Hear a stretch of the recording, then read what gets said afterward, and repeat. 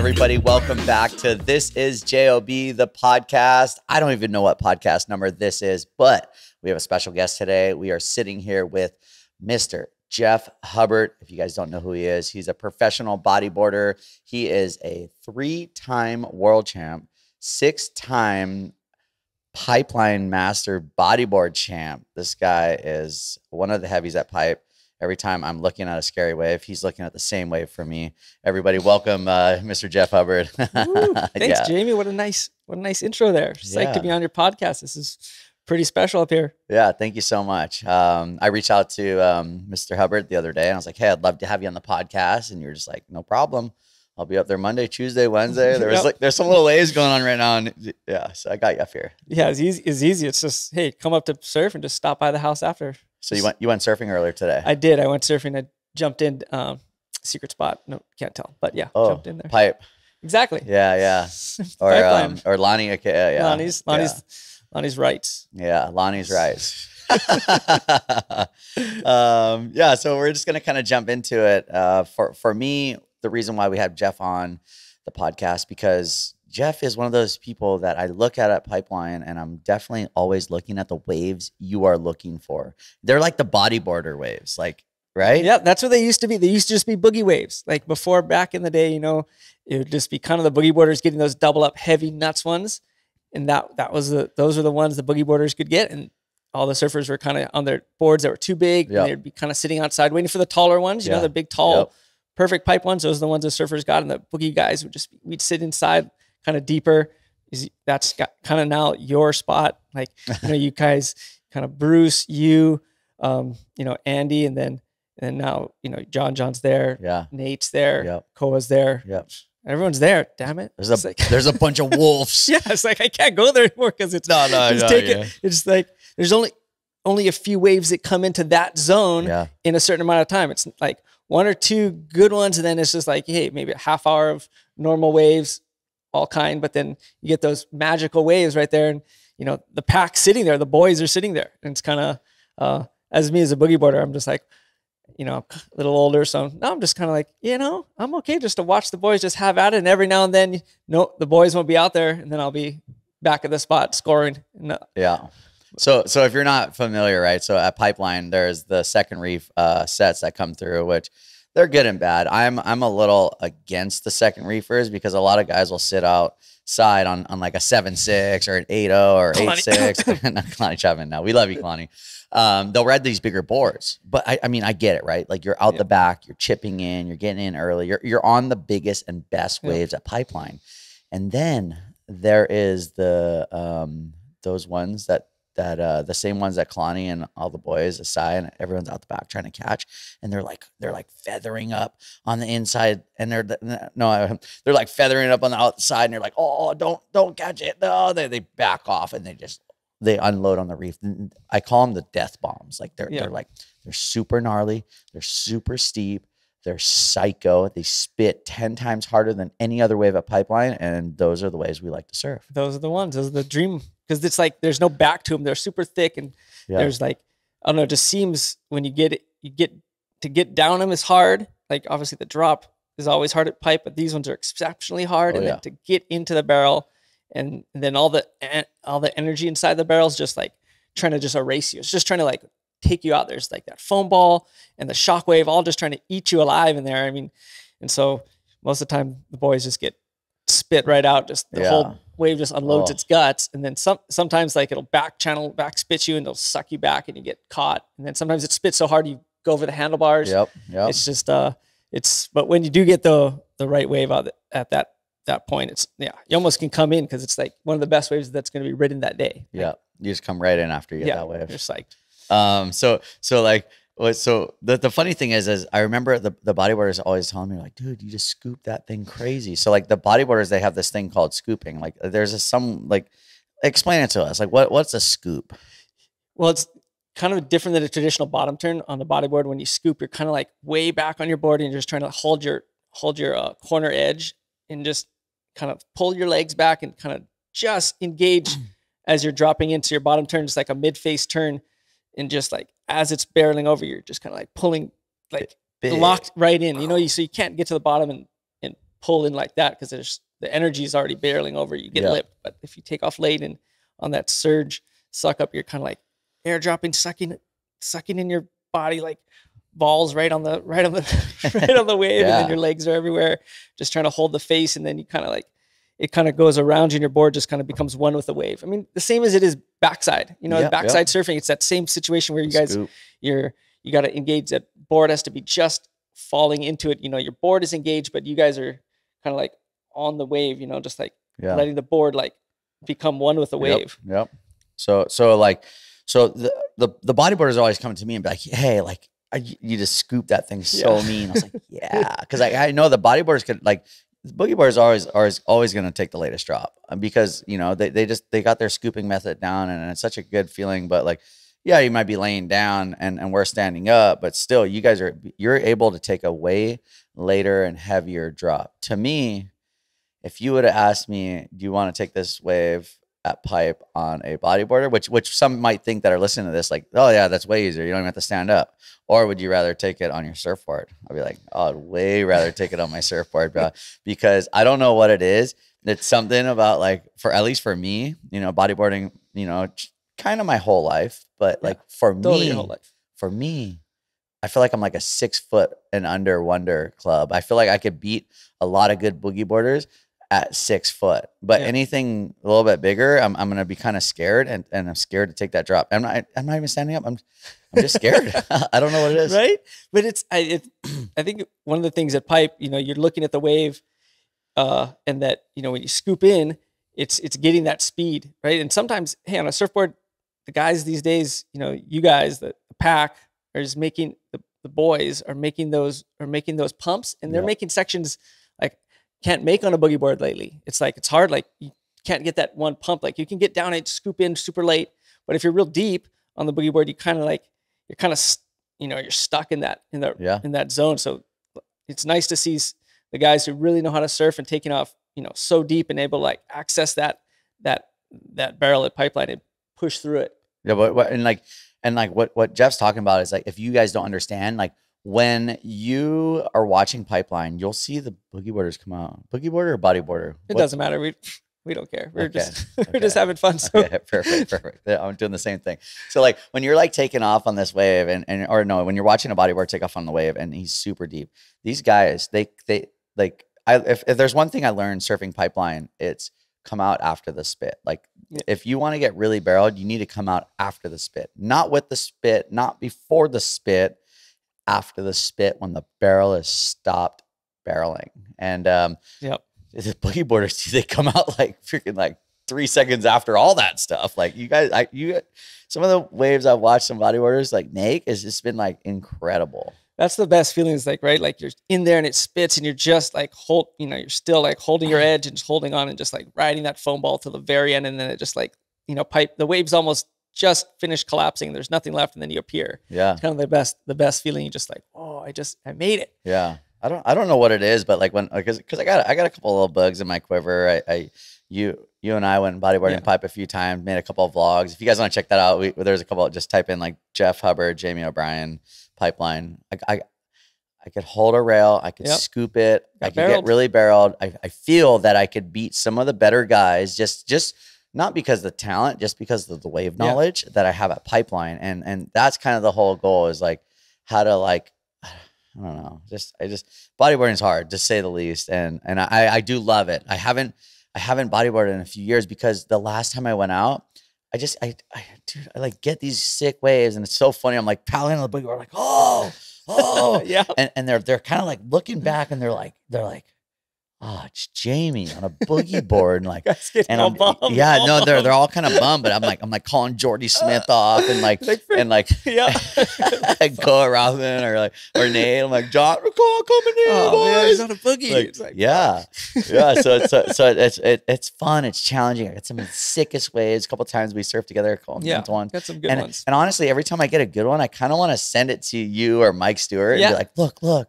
Like, how'd I do, boys? Yeah. And you're like giving me little like examples of like how to like do it better. And to me, it's such a rewarding feeling, but at the end of the day, is I take some of the worst wipeouts ever at pipe on a boogie board. Way worse than on a short board. It's probably because I don't know, or like because I don't know how to like boogie board that well. But like I like one of the things that always happens to me, I don't know if this happens to you, is I slide off the front of the boogie board, and then next thing you know, I got the hub leash on my arm, and then the leash goes through the legs, and the boogie board is like, on the other side. Just give me the most psycho wedgie. Oh man, that's the worst. Is you're just like trying to get away from your nuts, just like coming back up, like you're underwater tumbling, and then you're getting like, you know, lassoed around your legs, like you get held down, like you're just pinned down. I don't know if that happens with surfing leashes. I know for boogie boarding leashes, I'm always hogtied. No. Like on those big days of pipe, you pull in, you don't make it out. You're hogtied on the bottom, like trying to like figure out how to get your legs free so you can swim up. So what do you mean hogtied? Like, what's you know, going like, on under there? It's like you know, like when you see those guys on those cowboys, they're just like tying up hogs or animals, you know, with their lassos, and they get their feet all wound up with a rope. That's your feet are all wound up with your boogie board leash. It's just like you're all down on the bottom of the reef, like bouncing around, trying to get your leash around out from your legs so you can like swim up to the top and get a little guppy air. So you get wiped out. So not only you're taking off a cycle wave, you're not making it, you're taking this heavy wipeout, trying not to hit the reef, but then you're getting hogtied by your leash underwater. It is incredible. And then your fins, the little flippers you use, like those things, like somehow the water like pushes down on them, and it's just like it just gives the ocean so much more of a reason to just compress you to the bottom. You never thought of that? Yeah, your feet just get pushed down. But for sure. But you when shit hits the fan, you're like, oh my God, I'm gonna die. Like I'm gonna be all right, because you're like, yeah, you just kick right up. That's why I trip out when guys, you know, before you guys all had your, you know, not inflation vest, but your like padded vest out of pipe. I was like, man, those guys are down there forever. You know, people be down underwater, just be rolling and rolling, and like I'd be like, man, how are they getting back up? I mean, I know they're climbing their leashes, but like it's pretty deep some places. Obviously it's shallow, but when all that, you know, the 20 foot of water above you lands on you, and then you're down under there, like to get back up, it takes a while, even though. It takes a while. Honestly, like I ain't gonna lie, sometimes I'm like get pounded, and I'm like under there, and I'm like, all right, I figure out where I am, and I'm like, I'm good. I'll just chill for a second, and it might like maybe I'll be coming up, but I know I got a long hold down, and like I know maybe whoever's watching. Yeah, we're watching. I'm kind of like I exaggerate a couple of them. Just kind of cruise up my leash, like pull on the leash a little bit more, like watch him, he's getting really pounded. Have you ever had someone like be there ready to grab you because you exaggerated too long? No, I haven't had that. That would be funny. Like, no. I mean, not funny. Yeah, it's nice we're all there for each other at pipe. Yes, like when guys go down, but like it'd be funny. Like someone's like, "There, you okay, man?" Like trying to almost grab you and pick you up because you're just like, "Nah, I'm cool. I was just hanging out down there." Yep. I got a question for you. So, what was the worst wipeout you've ever taken in your career? Oof. And where? I think it's hard to say. The one I went to emergency room, Sandy Beach, was like 1 foot, pulled into a little left, and just like got wrapped around a rock, like broke my back, like broke your back. Yeah, broke the transverse process, 2 transverse processors in my back, and then broke 2 ribs. Just wrapped around just like a 1 footer, you know, just pulled into a little left, just not, and it just pinched on me and just boom, down to the bottom, wrapped around a little pinnacle, back, just blasted straight to the emergency room. I mean, luckily the lifeguards there, friend Spencer drove me to the hospital. We were just cruising. Shout out Spencer. Yeah, shout out Hollow Skip. And then Skip, you legend. Yeah. So I was lucky, and it was able to rehab pretty quickly. But I mean, it was still nuts. Like, you know, break your back, you're in there like, oh yeah, your back's broken. You're like, what? That's scary. That's probably one of the biggest fears besides breaking your neck. For sure. Sure. Well, that's crazy. So like if you're like obviously listening, but like it's not always the biggest, gnarliest, baddest waves. It's the little days that get you. They get you. You're kind of off guard. You're not like all in. You know, when it's big and gnarly, all your senses are firing on all cylinders. So you're just like, you're very aware, very calculated. And yeah, sometimes, you know, stuff can hit the fan, and you're just like, yeah, you're in the wrong place, wrong time, and you can't control that. But a lot of the time, if you have control, you put yourself in a place that you're going to be okay, right? And yeah, we're all trying to charge the gnarliest wave, get the wave of the winter. But like most of the time, it's calculated. Still calculated, right? Still calculated. You're like, I can do this. I've done this 5,000 times. I can do it again. Like, boom, you make it, get spit out of a 20-footer, whatever. But like those small days, you're just like, la, la, la, and like, pack, just smashing the reef. Or like, oh, I just do an air and like, just playing around. Like I remember other day, not the other day, but like earlier this winter, I just remembered like just playing around, like just kind of dove off my board head first. And I swear I was like so close to the shore. I was like, I could have broken my neck instantly. I was like, what was I doing? Like, I was like, I came up like so mad at myself and just like, I don't know. I was so spun out all day. Cause I was like, I was probably this close to breaking my neck and I didn't even know it. Like, I didn't, like, why was it? I was just playing around. I was like, man, I'm so stupid. So like speaking about that wipeout, I want to touch on something and it's like, yeah, I broke 2 legs at Pipeline, like within 2 years apart, which sucks. But let me tell you, the first time I did it was at back door going right on my right leg. And the waves weren't even that big. It was like 4 to 5 feet. It just, the lip landed on my head, power drive me straight into the reef, and I broke my leg. And then the second time, it was probably on a 4 or 5 foot wave. And it's like, it wasn't even the biggest, gnarliest waves. And the time I hit my head on the reef and got knocked out, like, it was no bigger than a 5 foot wave. No. And it was nothing very different than any other wipeout that I ever took. So just saying that, like, if you guys like watching what we're doing, you're like, these guys are so gnarly. Like, the gnarly stuff sometimes is small. Yep. Like, don't look at it like, oh, today's super small. Because the way I look at it, it's like, the smaller the waves are, the more room for error, you know, because like the bigger the waves are, the more water, everything's moving, everything's a little further away. The more water on the reef, it's all good. When you broke your leg, both of them were backdoor? Backdoor and pipe. So one at backdoor, one at pipe, in both different legs? Yep. Right leg going right, left leg going left. And what, there was the reef, like you jammed to the reef and it snapped the femur? The first one, as my leg went in the reef and then pop, like, and like, cause it like I just, the lip landed on my head, power drive me through to the bottom. I kind of like missed my board. And then as I went, my foot went in the cave, and then somehow it kind of like locked in, and then the cave, it just went pop, snap. And then going left, what happened? Going left. Honestly, that day I didn't want to surf. My dad was like, like, thanks, props. Yeah, Dad, come on. So like I was like kind of looking. I was like, oh, I'm gonna maybe go surf Rocky Point. Like, He's like, she's like, all the photographers are at Pipeline. You know, my dad. It was like a blessing in disguise, because my dad was like a lifeguard. And he was on the ATV all day. He would go to Rocky Point, go to Sunset. He'd go to like logs. He'd just check everywhere. Yeah, he knew the spots. He knew it. He knows what's going on. He knew if I was surfing or I was not surfing. Anyways, jump into it. I was like just sitting there with my friend Clint Kimmins, and we're just sitting there. He's like, my dad's like, oh, get out there, pipe's fire, and all the photographers are out there. I'm like, all right, whatever. Freaking, I didn't really want to surf. He's like, get out there. I'm like, okay. Okay, Dad. Yeah, okay. So paddle out. I think first wave, I take off on this wave, pretty deep, do a big pump. It's like early season. So when Pipeline is in the early season, there's a little backwash. Backwash is good and bad. You got to like be taking off and like looking at the backwash, seeing what the backwash is doing as you're pulling in the barrel. You're like multitasking in the barrel. I wasn't really a big multitasker back then, but I was like, I was just going to pull in this barrel, try to get the shot, the photographer, get spit out. It's pretty, it's kind of easy when you do it so many times. And I remember being in the barrel, and the wave's thrown over me, and then I start to hit the turbulence. I'm like, and when you hit the turbulence, it means when the wave and the lip is landing right on your inside right rail. And if you're going left at pipe, and it starts to shoot up water because it's displacing water left and right. And it starts bouncing me up. And then I feel a real big bounce up. But what I didn't realize was happening is the backwash was hitting the wave at the same time. So I had all this turbulence going up, and then the backwash, because like collapsed on you. Yeah, it collapsed. So it opens up the barrel and it slaps you down. Yep. That's how I broke my leg. So what, your front foot? Front foot. Front foot. All the water just came down, and since all your weight was on it, it just snapped. Yeah, exactly. Boom. Far out. Anyways, Jeff, we're going to jump into a question from one of your friends. So we're going to roll that right now. Okay.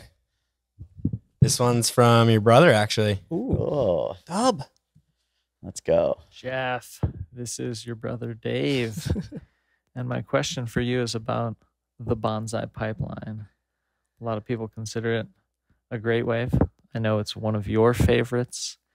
And I was wondering why you love pipe so much. Why do you go back wave after wave, session after session, season after season, back to the Bonsai?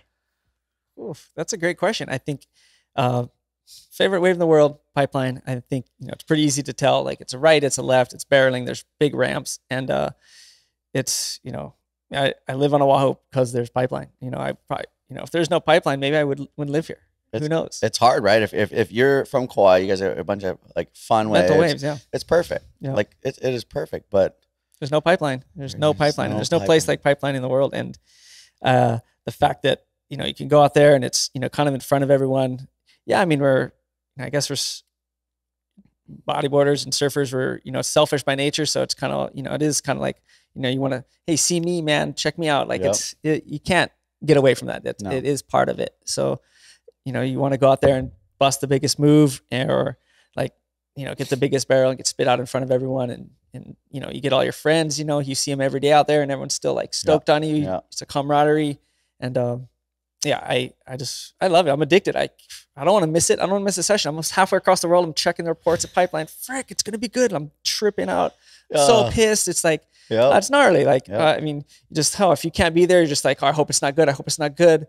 You know, I'm on vacation this week. I'm in, you know, somewhere else. I'm trying to go somewhere with the wife or the kids, like do something. Try not to look at the waves at Pipeline. Just like, I could miss anywhere else in the world. And obviously I do miss like all the best waves in the world because I'm at Pipe, but I don't want to miss Pipe. Me neither. I know that. Then that's something we like really have in common, right? It's like when I'm not home and you don't see me in a lineup, just know I'm either about to paddle out or I'm far away from home, and I'm like I'm the same thing. I'm like on surf line, like looking at this thing. I'm like, oh my god. And I'm like texting my buddies, and I'm like, good? Is it that good? No, it's not that good. It's not good, right? Who got the wave? Who got the best wave of the day? It's not that good, yeah. It's kind of cloudy, yeah. The weather is weird and the tide, and they're like, no, it's pretty good. And then like, just don't tell me about it. Stop telling me. Like, you're like, is it hot? Like, is it spinning really hard today, or is it like not that like hard? You know, like just a medium spit. Is it like just a mellow spit, or you know, how many waves per hour? Like, you think I would get them all, or you think what? Like, well, and like you were saying earlier, surfing is a very greedy sport. Bodyboarding is a very greedy sport. Me, I, and something what we have to deal with. But like at the same time, like sharing a lineup, sharing a lineup with a lot of people. One thing I'm like super psyched when I paddle out and I see you. I'm like, yeah, Jeff. We always connect. Yeah, you know, we always good friends.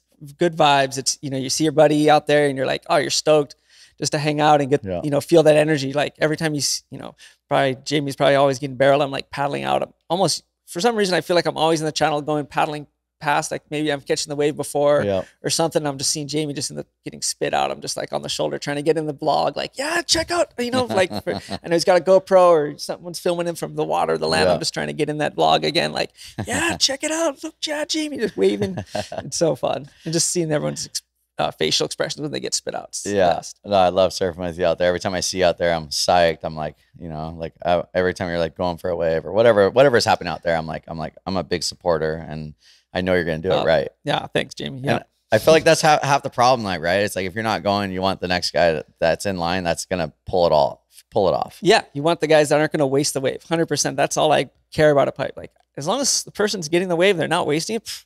I don't mind. They're stoked. They're engaging the wave and just doing it perfectly. That's perfect with me. Exactly. So blowing it piss me off. Just want to dive a little bit into your like childhood. Like, how did you get into bodyboarding? Like, what was your inspirations? Like, who are your like idols? Who you looked up to? And yeah.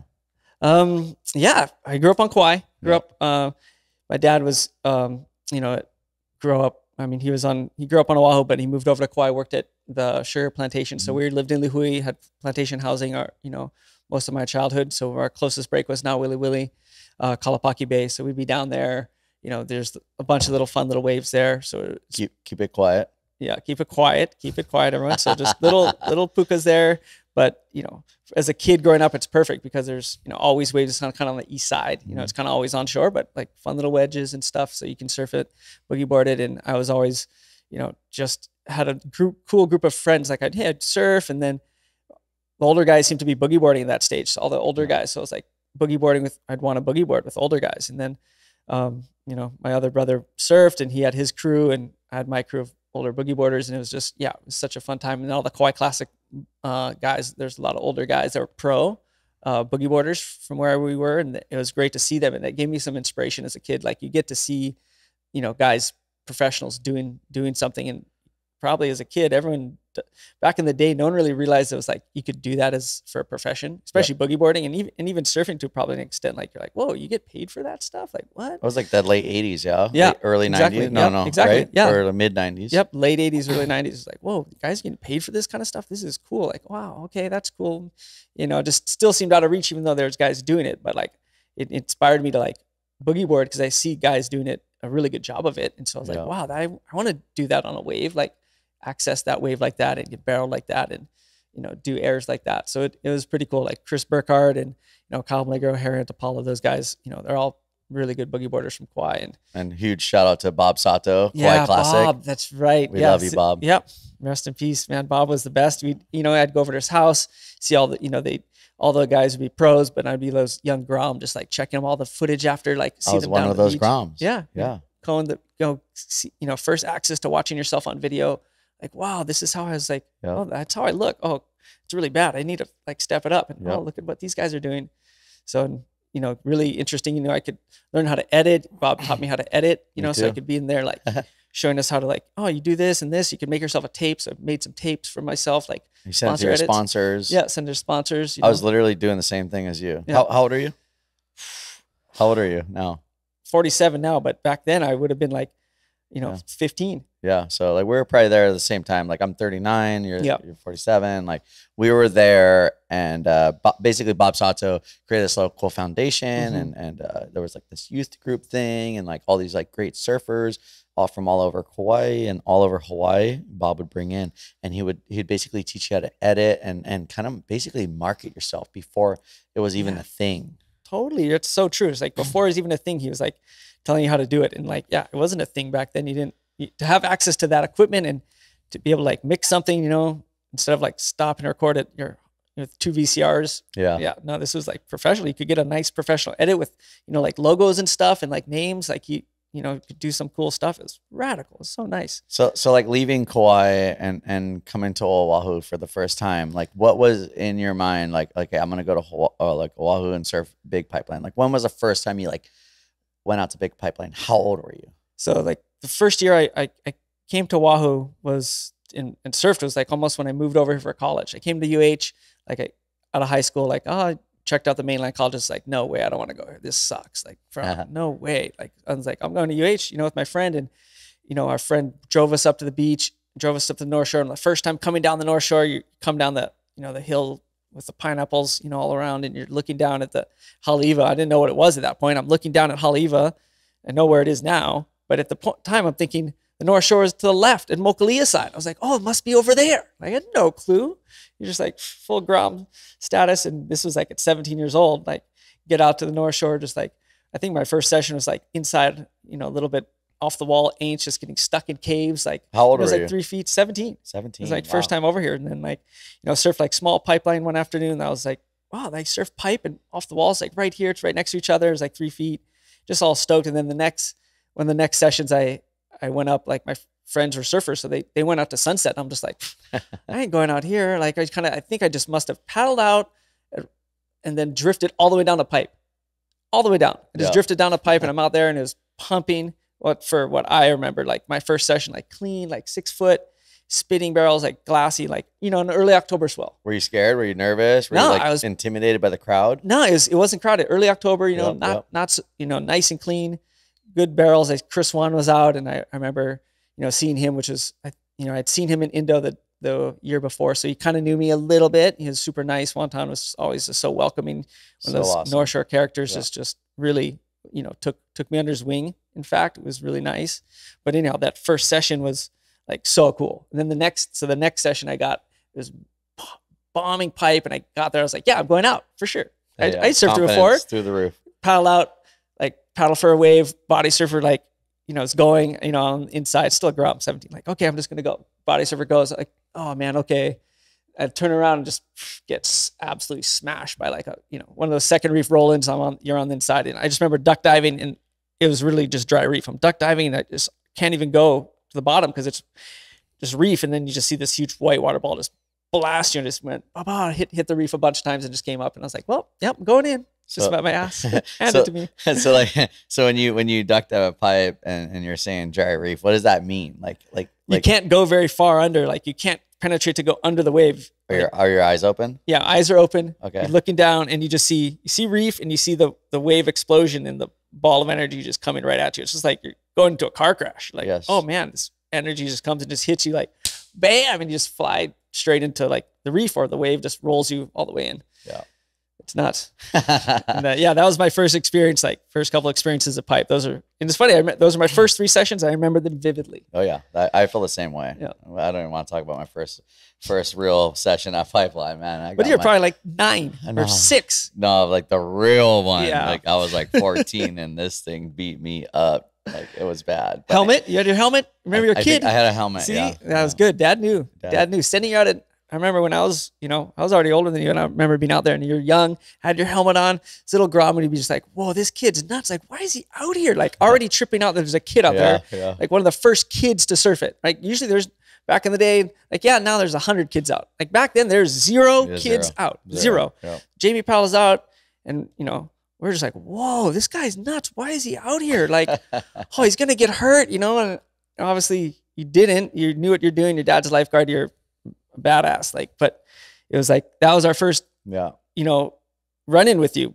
And then I think after that, we saw you in like NSSAs, like stand-up boogie boarding, winning the NSSA championships on a bodyboard. Like, whoa, Jamie's a boogie boarder too. Whoa, how's this kid? No, it's funny. It's like, and because like growing up, like I was a bodyboarder. Yeah. I competed at the Walls contest, the Nationals contest, the HSA, which was the Hawaii Surfing Association. I was in the national titles. Like I would literally like when the contest would come around, like I would be in the bodyboard, the knee board, the short board, every single division. And it was crazy. So like I would go down to the contest, and I would be in every single division. I surf all day long, and it was gnarly because like I would lose the short board. I would win the knee board, and then I would win the boogie board. Win the boogie board. But like I wasn't always like I'd look at the day, and when I was boogie boarding, I was like, oh, today I'm gonna stand up, or today I'm gonna lay down. Like I would kind of make it up in my mind, and like the judges must have had such a hard time because I was like, ripping up a storm on a boogie board with no fins, like just stand up boogie board. Yeah. And I was beating guys like Jesse Cooper and like all these like big name bodyboarders, and they were so pissed off that I was stand up boogie board and they were laying down. And I was honestly like, I was winning contests. I was like winning the ratings. I was winning everything. Yeah, you win it all. We'd watch it. We'd like, man, Jamie'd go out and he'd stand up on his boogie board and throw you.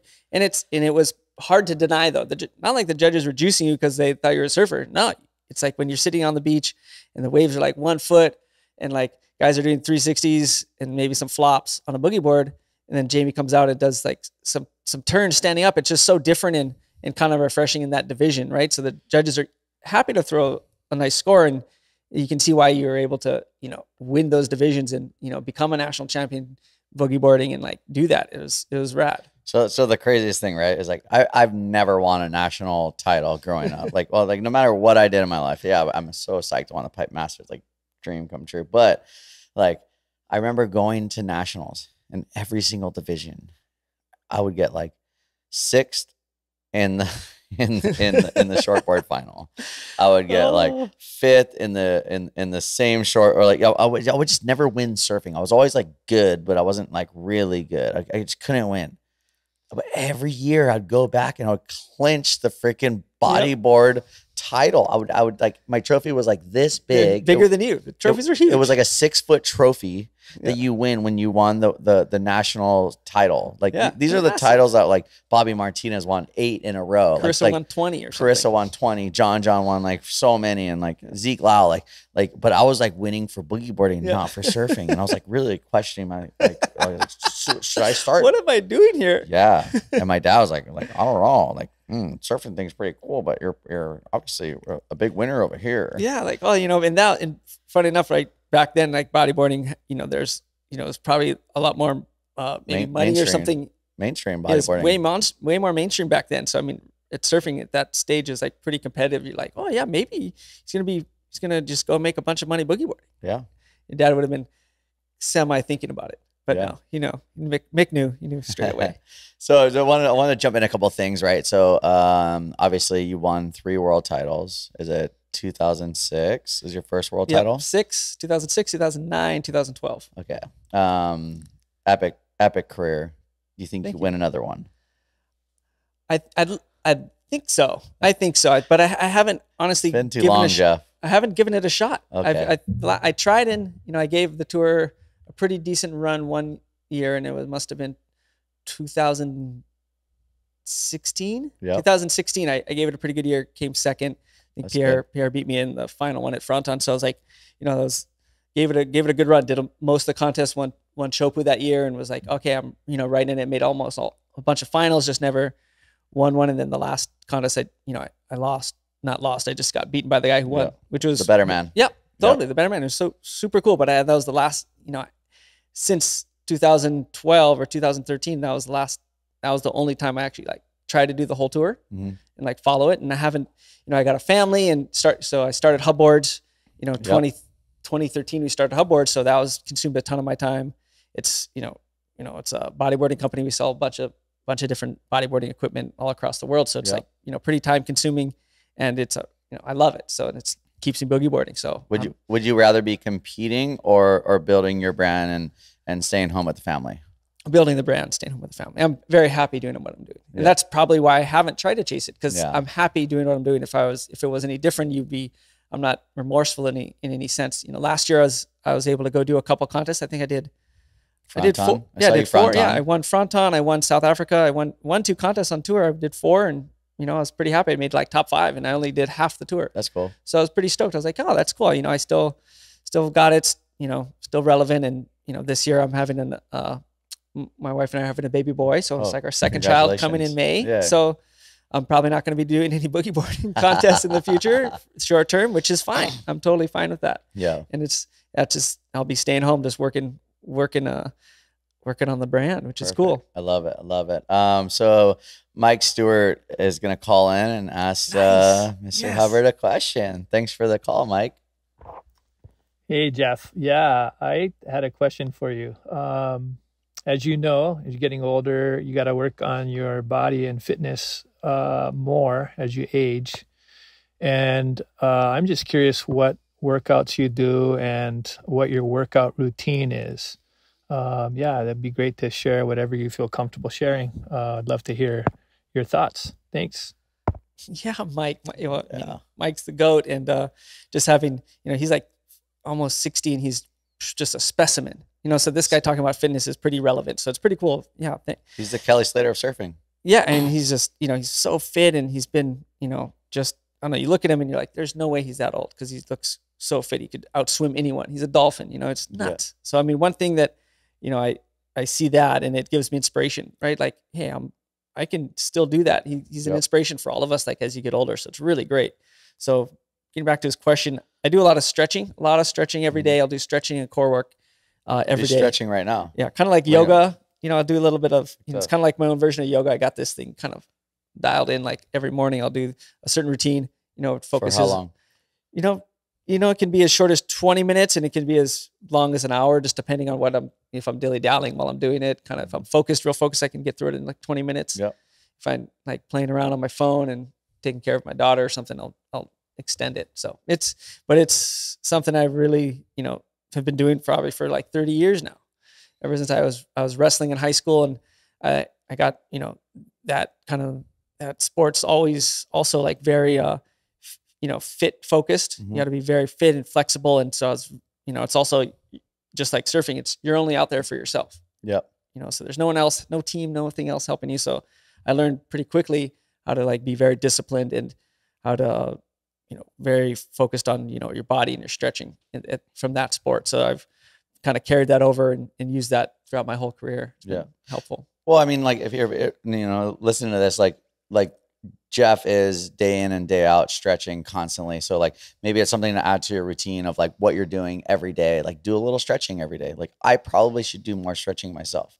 My training like program, horrible. I don't do anything. I just want to surf the best waves and have the best time and live my best life. You're living your best life. I know, but every winter I'm like, I should be in better shape. And it comes up and knocking it in your door. And like, come on, let's go train, Jamie. Let's go back. Get it back on the program. And you're like, nah, you're looking pretty nuts today. I just really want to enjoy my life day in and day out. But I definitely think little stretching, little trying to eat better and just making little changes in your life to be better, so you could do what you love longer. Yep. As you get older, you kind of have to do that. Your sacrifices, like, okay, I'm not going to drink so much, right? Yeah. I can't drink and get drunk every night. No way. You couldn't. You got to wake up and surf pipe. You want to surf. You're not going to miss that swell. Yeah, I'm not going to drink because I want to surf. So you're like kind of focused on what you want to do, and you pick your times to. If you want to go have fun, you pick your time to go do that. They say drink responsibly. Exactly. You can't miss a pipe swell. I cannot. No, I'd lose my mind. Yeah. I wanted to jump into something else too. In the bodyboard world, they've been known to do the biggest errors into the flats on the biggest waves, X, Y, and Z. I was doing a little research and I found that you stomped the first 720. Is this correct? That's correct. I did. Wow. At Pipeline. Wow. Like I had probably landed one before, but this was the first like documented one. I remember doing one probably on Kauai or something, but at Pipeline, I got it documented. So it was the first documented 720 and put it on video. I put it on No Friends videos, and it was like, yeah, it was a hit. And I kept doing them at Pipe, and I think that was something that was pretty exciting. Yeah, there they go. There's one at Pipe. Is that the first one? No, that was just a 900. Yeah, that was but like you can see at Pipe, like wow. I remember watching that. Like now I'm like, man, I don't know if I'd be trying that. Like that's a 720. Here's another one I think I try and do. So how many like doing these kind of like 10-foot airs in the flats? Like how many things happen to you? Like you break your ribs, you like puncture your lungs, like do you like get whiplash? Like what is actually happening when you're landing those airs? Okay, like sometimes if you do a certain area, there's a high probability you can like break a rib, because if you land wrong, you can land on your elbow, you can land on your board. If your rail hits you or something, you can break a rib. I've done it. And even just hitting the water so hard, if it's cold water, we've broken ribs or broken the cartilage. That's painful. How many ribs have you broke? I mean, I've been out with rib injuries at least like 4 times. Gnarly. And they're probably broken. Like, if you've broken one, I'm pretty sure I've seen you. I don't know. One time I took this little wipeout, like another small day at like Turtle Bay, and I breathe in and it just pinches so hard. It feels like someone's like stabbing me in my chest, and it literally hurt for 4 months. And I kind of kept surfing through it, but I was like excruciating pain. Yeah. You can keep surfing because you're not going to re-break it. It just doesn't heal. It takes a while to heal. Like you have to almost like a 4 to 6 week injury if you just stop and let it heal. How do you do that? Just curl up in a ball at home and just tune out to the world. Don't look at the Surfline cam and just like, oh, try not. Don't, and just believe. I got to get ready for the next session. I can do that 4 weeks. All right, next injury. What's like another heavy injury that you constantly sustain? I guess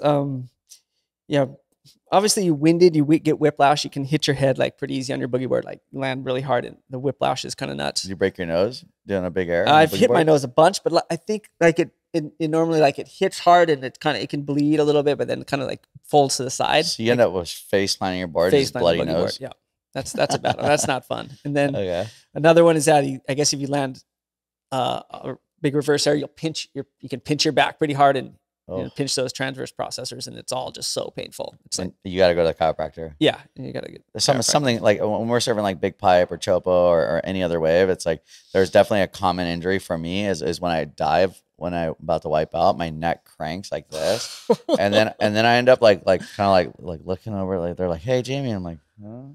And then this side's like super loose, and this side's like super tight, so tight, and I'm like, I need to go to the chiropractor. So then I call the chiropractor. I'm like, hey, I need to get an adjustment. They're like, oh, so what happened? And I start to explain it, and they're like, I'm like, no, this happened like 100 times. I just need to come in. I need the adjustment, make it real quick. And they're like very like cautious about the whole thing. And like every time it's the same thing. They're like, well, you got like a rib out of place. Your spine's a little freaking You're crooked. tweaked, buddy. Like, pop, pop, pop, pop. Next thing I'm like ready to go surf again. Like, let's go. Wow. I'm back. Just like RoboCop. Just get put back together, and you're just like. All right, we're gonna jump in another question. My girlfriend's mom, Yumiko, she wanted to ask you a few questions. Yeah, Miko. Let's go, Yumiko. Hey, Jeff. This is Yumiko. I have 2 questions for you. Yeah. The first one is, how do you do that when you make a big air at the pipeline or something and land it on perfectly, not getting hot? Do you have shock absorber built in your body? Yeah, Miko, that was a good question. Yeah, that's what we were just talking about. I think I'm lucky that maybe just the kind of my bone structure, I'm pretty light, and I think that definitely helps. When I'm still out pipe, just trying to do the biggest airs. That's kind of what I'm trying to do, right? Yeah. That's my thing out there. So I'm still doing it because one, I love it, and it's fun. So I think the way my body is. It's real light, so that helps absorb it. And I've just learned how to land over time. You know, you kind of like try and land in the soft parts, and like if you're just nowadays like, oh, I'm going out on the flats, I could get pretty hurt here. I'll probably cruise it. I've done it so many times. I'm okay. I got the shot. You know, boom, and I'll just bail it. Yeah. But most of the time, you see the landing pad, you can land it, and it's smooth, and it feels really good. It feels better when you land the move, so you're always trying to land it. It's just sometimes, you know, you're like, yeah, it's not worth getting hurt. I want to keep surfing this season. Yeah. I mean, it's hard for me to relate, but when I got into like super psyched on doing boogie board transfers, I ended up being able to do the airs I wanted to do because I knew how to approach the section, but only on a surfboard and not a bodyboard. And I would get to that area and go as fast as I could and lip launch. And I actually knocked the breath out of myself multiple times. I think I hurt my rib again doing that. And stunt work. It's gnarly. Like board transfer, any kind of air landing on your stomach is definitely like. But I get it. I feel the feeling. I'm like throwing it up there. Yeah, you're going high. There. I'm trying to tweak it. You're like Jamie. You did it kind of like a Barney. Like you got to change it up. Like you're grabbing the wrong way, but you'd go so high. You'd be taking off at backdoor, and you hit it on your longboard, and then you'd leap off your longboard, and you're getting up. So you're already like 6'1". You're a big guy, so you're jumping, and you're like 6 to 8 feet over the water, coming and having to fall like 8 feet down. So that's like you're gonna feel that shock. So you definitely know what it feels like doing an air on a boogie board. Oh, it is a lot of fun. And like, you know what, one thing that bodyboarding taught me is that it really, like when I was probably like 16, I remember Kelly Slater doing a rodeo clown at the Pipeline Masters. First time I ever saw it, I went straight down to Aokai right after I saw his heat, and I started practicing. And then I wouldn't say I was the first one, but I don't really know. I didn't really talk to Kelly about it, but like I stomped one. And I really like give so much credit to bodyboarding to understanding the motion, because you guys do an ARS, which is an air rolo reverse.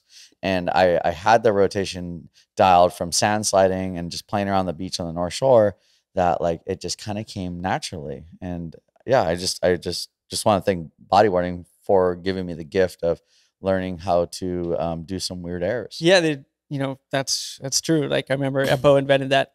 This guy from Australia, Michael Eccleston, that you do the same thing as a rodeo. You do the roll, and then you kind of spin the board around. So it's air roll spin. It's exactly what a rodeo is, and it looks rad on a surfboard. It looks rad on a boogie board. Yeah, and it's pretty cool that they were able to the sport is able to like help other sports, and guys can see that and like, oh yeah, I'm going to go do that, and then it looks even gnarlier on on a surfboard. So it's so cool when guys do that and stomp them. Yeah, it's identical, the same maneuver, but I feel like as a surfer standing up, we get a little more whip on them. Yeah, I think I might be wrong. You guys hit bigger sections, and what for whatever it's worth, it's definitely a very hard thing to do. But once you get it dialed, and like that's a good thing about like your kids, like growing up, like you gotta let them like play in the sand and play on the beaches and sand slide and boogie board. Like don't be like, oh my god, like I don't want my kids to be a bodyboarder. Be like, dude, enjoy it. You're having fun. Just keep playing, and it'll all play itself out. Yeah, you learn so much on a boogie board. I mean,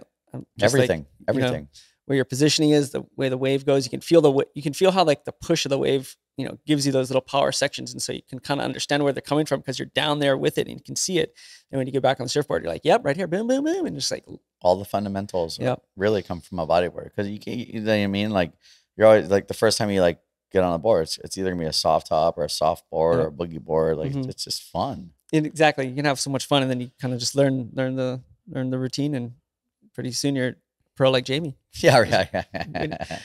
No, I give a lot of credit to my bodyboarding influence, and always looking up to, Ben Severson, Mike Stewart, Kaino McGee, Chris Wan. He was like the best probably to ever do it. Maybe there's a couple other names in there as well to do stand-up bodyboarding. Was it Kim from the West Side? Danny Kim, and then Kevin, and then Kevin Yap. Those two guys, those three are really good. But I mean, Chris Wan was by far like the kind of the innovator and the guy who just did it all. Backside, frontside. He entered a couple surfing contests, HSC Pro on his boogie board, and just ripped it up. Yeah, it was pretty cool. And that you're able to like recognize that, and also like we're able to, still go boogie board. Yeah. That's what's rad. I love it when the guys just, they don't care. That's what's so cool about you, Jamie, is like, you'll come out and boogie board, and like you were saying earlier, all the boys are like, what? Yeah. Like spinning out that you're on your boogie board, but you're out there getting spit out at pipe, doing rolls, and just guys are like, what? And like getting the best waves, and it's so sick. I love it. But what inspires me though too is like I remember like Kelly and Shane Dorian, they would get all psyched up, and they would all go out on boogie boards and just they would like go and embrace it and do the whole thing. But I mean like speaking of something too, like which is shining a light on bodyboarding in kind of a negative way. I remember there used to be like the IBA tour used to come through every year in February, and there were so many boogie boarders that would show up at pipe, like hundreds and hundreds, all the Aussies. And like I had a couple of friends, like definitely respected bodyboarding, but like to me it was like there's too many of them. So then I came up with this idea, like I'm gonna go out there on my bodyboard and just stuff them. But it was kind of funny. It was a catch-22 because like I wasn't that good at bodyboarding pipe. Not like I'm really good now, but no, I'm just kidding. Like I was like just trying to figure it out. But I was like, I'm gonna go stuff the boys. I'm gonna see how many guys I could drop in on one sash. Like they're not gonna tell me anything. I'm from North Shore, born and raised right here. And you're on a boogie board, so it's different. It's not like you're on a surfboard like being a dick. You're like, I'm gonna boogie board. So I started dropping in all these guys. I'm like loving it. I was having a blast. But the funny part is I think they thought like it was like funny because like every time I like get into the barrel, they would just like pass me in the barrel and they get spit out, and I was like, oh, and like it kind of like frustrate me, and basically like I do know there was like a very, I mean, I feel like it's way mellower now, like, or it's like it's way like mellow. There's no confrontation anymore. It's like we understand our lanes, and it's sick, and it's like the camaraderie and everything is like it's perfect. But like speaking of like like this whole thing where bodyboarders and surfers hate each other. I actually had Makua call in, and he wanted to ask you a couple of questions. Yeah. I want to hear this. Yeah. I was asking Makua for so long. I'm like, no, not so long, but maybe it took him like 6 hours. I'm like, yo, Makua, could you like ask Jeff Hubbard a question? And I'm like, yo, this like podcast is happening tomorrow. And like, and he's like delaying it. I gotta ask. And he goes, no, I gotta ask him a really good question. I'm excited. Like, let's go. So here's one from Makua Kai Rothman. Aloha J.O.B. Aloha J.O.B. Makua Rothman coming at ya. Get ready. I was just wondering, my question was, why do you think there was such a stigma against bodyboarders or boogie boarders or dick draggers, as they would call them, in the surf world? Why do you think there's so much hostility between surfers and bodyboarders, and where did it come from? Just wondering if you could shed a little bit of light on that for us, because I'll be the first one to admit, yes, I said some of those things, and I know it was alive and well, but some of the stuff that I seen you folks do demands respect. It's some of the craziest, gnarliest things I've ever seen any waterman do. And first and foremost, want to show my love and respect to all the bodyboarders out there. But I'm just wondering, why do you think that stigma was there, and how did that stigma get there? How can we get rid of it? Yeah, thanks, Makua. That's a great question. Thanks, man. I hope you're doing good. Hope you're healing up. I think you're riding waves again, so that's so sick. Let's see.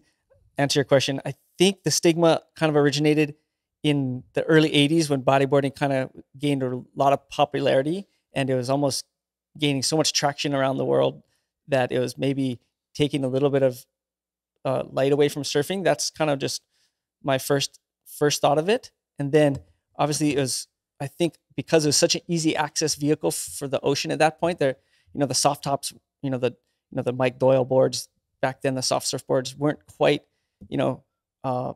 cheap enough for everyone to get out and use. So there weren't as many people doing soft top surfboarding.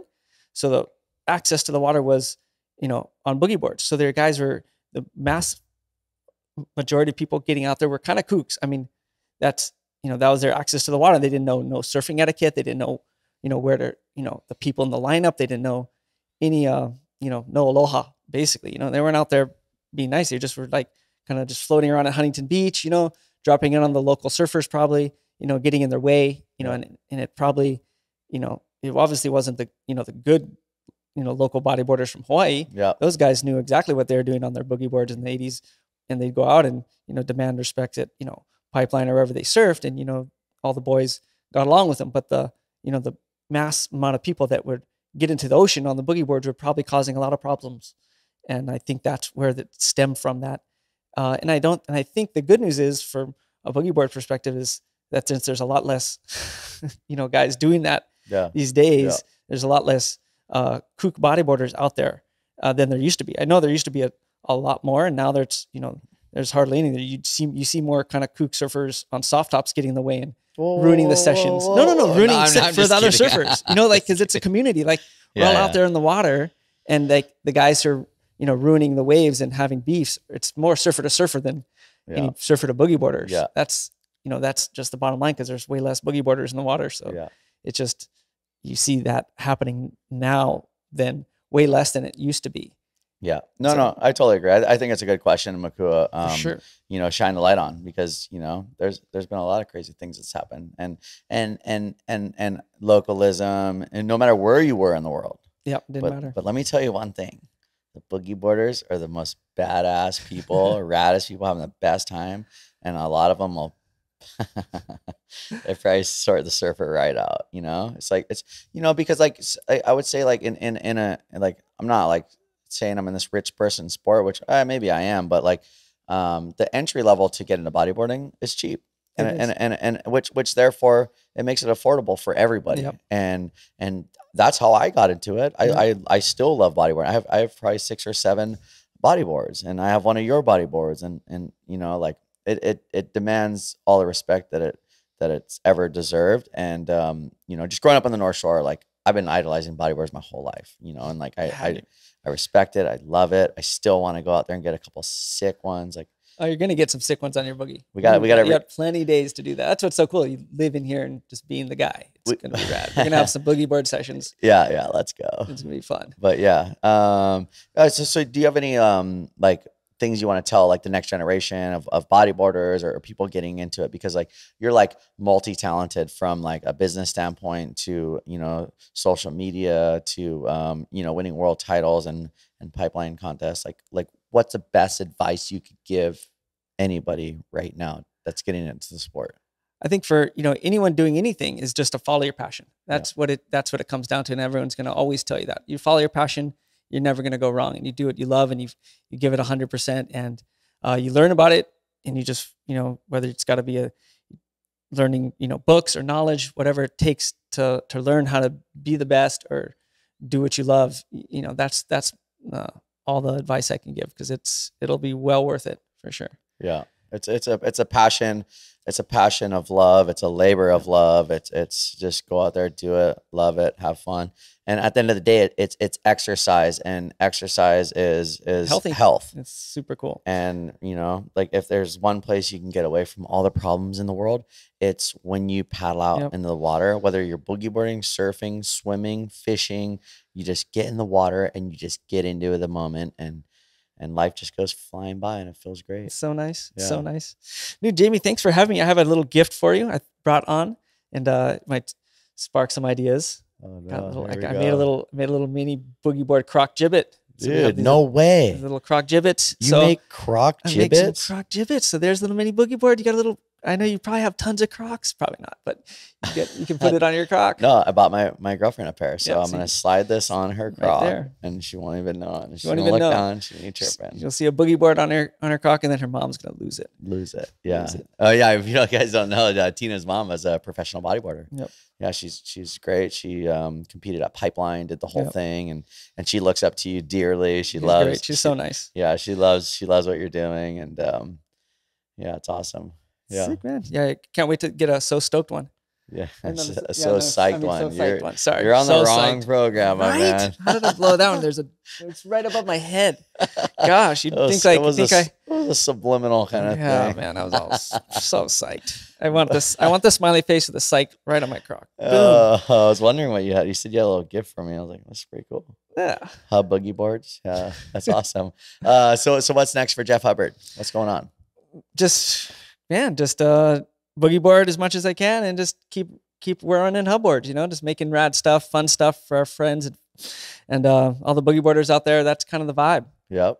So Have fun. I mean, you make wetsuits. Make boogie boards, wetsuits, fins, leashes. We kind of make it all, and just it's anything that's that's kind of cool for boogie boarding that a bodyboarder is going to need. That's kind of what we're into making, and that's fun. Like that's kind of our whole thing. We're going to make excellent equipment that's going to last and do super high performance and fun stuff. And you test it all out at Pipeline. Test it all at Pipe. That's definitely tested it. So it's all like, over. It's a real proven at Pipeline. It has to be. My leashes, I had to make a leash that's going to withstand freaking second reef pipe. That's what I use. I used a 9mm cord, the thickest cord you can ever make. No one else even makes those things on a boogie board. So it's going to last forever. Well, that's what it's all about, right? It's like, I feel like in the bodyboard world, like to me, like, people like Ryan Hardy and Mike Stewart and what you're doing, like you're really leaving a legacy in bodyboarding, and you're leaving you're leaving this I don't know, like you're like leaving this, like, I don't know, like this thing like that Mike created, that you saw Mike do. And like, I don't know, I think it's a really special thing that you're doing, and keep up the good work. Super proud of you, buddy. Oh, thanks, Jamie. It means a lot, man. Thanks for having me. I was honored to be here. Yeah, right on. And anybody that's watching this, please check us out. We're live on Spotify, Apple, and much more streaming platforms. Really appreciate it. Drop a comment. However we do it, it's all good. Appreciate you guys. And if you're on the vlog or the pod, make sure you click the link right here to subscribe, right here to watch more videos. And there is no site counter here, but yeah. Yeah, check us out on the next podcast. Hope you're enjoying this. And peace, love from the 7 Mile Miracle, the North Shore of Oahu. Thank you, Mr. Jeff Hubbard. Yeah, brother. See you at a Pipeline. And hopefully soon. Bam, we're done. Woo!